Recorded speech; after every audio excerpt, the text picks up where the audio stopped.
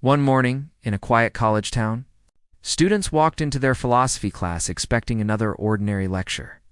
But that day, their professor had something different planned. He walked into the room carrying a stack of papers and, with a gentle smile, said, "Today we're going to have a surprise test." A wave of nervous whispers ran through the room. Some students looked down at their notes, others straightened up. Worried about what kind of test this could be? The professor slowly walked down each row. Placing the papers face down on the desks, he instructed, "Do not turn them over until everyone has a sheet." The tension grew. Students tapped their pens, glanced at each other, and waited. Finally, the professor stepped back and said, "You may turn the paper over now." When the students flipped their sheets, they were shocked. There were no questions, no essays, no math problems, nothing. Just a blank sheet of paper with a small black dot in the very center. Confused looks spread across the classroom. A few students chuckled nervously, while others frowned, not knowing what to think. 114. The professor, noticing their reactions, said, "I want you to write about what you see on this paper." The room went silent. Then, reluctantly, students began to write. Some described the black dot's size. Others wrote about its position on the page. A few tried to interpret its meaning. After 30 minutes, the professor collected the papers and began reading them aloud. One by one, he read descriptions that all had one thing in common. Every single student focused only on the black dot. When he was done, he put the papers down and said softly, "I will not be grading this test. This was never about right or wrong answers. Instead, I wanted to give you something to think about." He paused, looking at each of his students. All of you wrote about the black dot in the middle of the paper, but no one mentioned the large white space around it.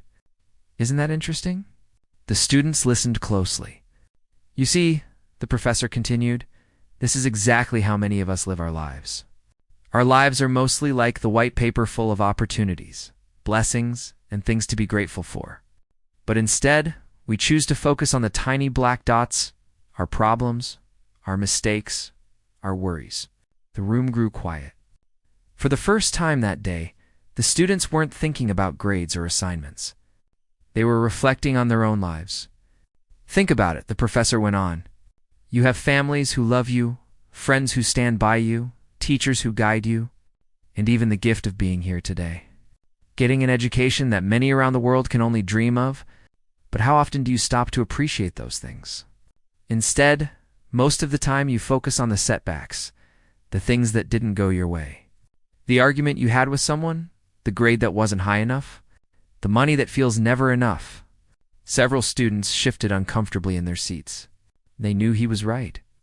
Of course, he added, the black dots matter too. Problems in life do need our attention, but they should not be the center of our attention. They should not overshadow the good that we already have.